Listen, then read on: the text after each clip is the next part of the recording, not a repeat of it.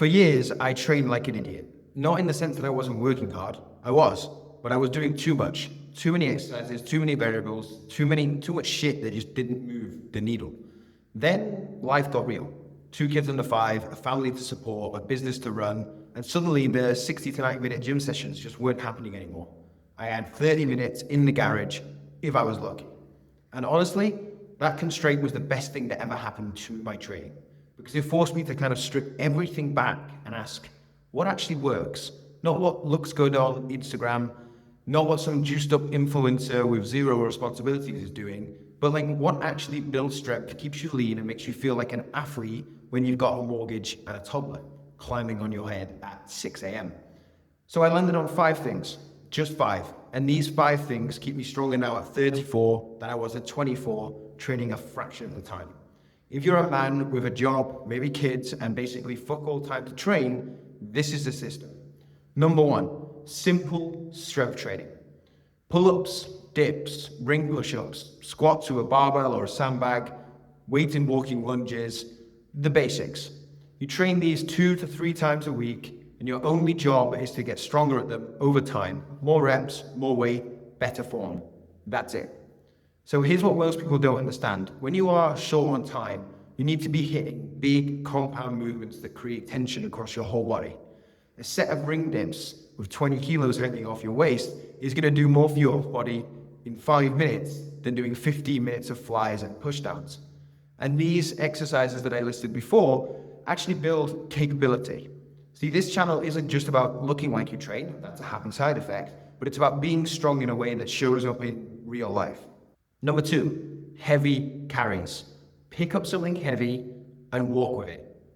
Sounds too simple, but it's not.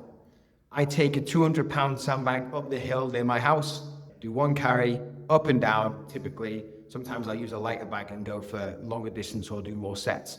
But heavy carries build the kind of strength that actually matters as you get older. Your posture, your core, your grip. These are the things that fail first. Your grip goes, then your lower back starts bitching, then your shoulders are all forward and in pain from sitting all day at a desk. So no machine is going to train all of these at the same time the way that a heavy carry does. Plus you get the cardio benefits of the carry as well. So I don't bother programming like separate isometric work or anything like that, because the loaded carry is going to do a lot of that for me, right? It's going to build up that isometric endurance that I need for day-to-day life, whether that's picking up your kid that weighs 20 kilos and throwing them around in the air and playing with them and running around with them, or hauling up the shopping bags, or carrying a piece of furniture around the house with the missus. Number 3, weighted rotations. So I don't really understand why most people don't train this. Everyone lives and trains in like one plane, so like forwards, backwards, up, down. And then when they hit 45 and their back's giving out whilst they're putting like a bag in the overhead airplane bin or something, it's because they've never trained their body to move in different ways and get strong in different positions. So I've learned this the hard way myself. Years ago, I tweaked my lower back doing something stupid. And when I looked at my training, I realized that I hadn't really done much rotational movement or rotational core movement in a long time. Everything was squats, deadlifts, pressing. And whilst I was getting stronger, life is about twisting and reaching and turning on the load. And I wasn't doing anything, right? So grabbing something awkward and picking it up and moving it is a great thing to have into your training. So whether that's a simple cable rotation or it's a barbell side bend, that's going to help fix what a lot of standard training ignores. It doesn't take too long, once a week, 2 to 3 sets at the end of a session, but you actually have to fucking do it, or your body will eventually collect the check that your training never wrote. Number 4, endurance. Before you roll your eyes, I'm not telling you that you need to go out for long runs or run yourself into the ground, okay? It can be walking, it can be weighted walking, like rocking, it can be cycling, it can be swimming. But if you've got the ability to get out for 30 to 60 minutes, 1 to 2, 3 times a week, it can be very beneficial for your overall health. It's going to help improve your quality of life.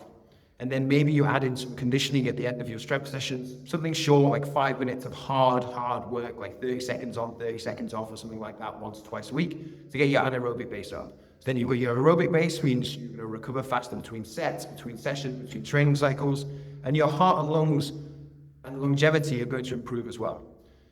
This is the one I'm honestly the shittest at sticking to. I skip it more than I should, but when I'm consistent with it, everything else in my life improves. Number 5, plyometrics. Jumps, bounds, quick, explosive work. This matters because as you age, your nervous system slows down. Not because you're broken or anything like that, but because you've stopped using it. It's the first thing we stop using, those explosive movements. So you stop demanding speed and explosiveness from your body, and obviously the body adapts accordingly.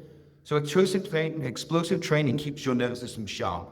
This is what keeps you moving like an athlete at 40, 50 and beyond, instead of feeling like you've seized up every time you got off the sofa, okay? So here's where most people fuck up these 5 things. They try to do all 5 in every single session, every single workout. You don't need to do that. Now, your strength and your endurance are your weekly staples. They're going to happen 2 to 3 times a week, no exception, right? They get done. The other 3, which is like the carries and rotations and plyometrics, maybe they just happen once a week or once every 2 weeks. That's plenty. And now across a quarter, you're going to train all 3. Across the year, you're going to get exceptionally good at all of them without burning out or making your training feel like a part-time job. 5 things, a simple rotation, no overthinking. Now, if you want the full system laid out for you, you can grab one of my programs. But honestly, you've probably got enough here to get started right now. You just pick up something heavy, walk with it, do your compound movements, your pull-ups, your squats, your lunges, get stronger at them over time, train your rotations, whether that's cable rotations, Russian twists, side bends, whatever, and then add in some jumps from time to time into your training. Do all of that consistently, get in some endurance work, you're gonna be absolutely fine. Keep it simple, train hard, and I'll see you in the next one.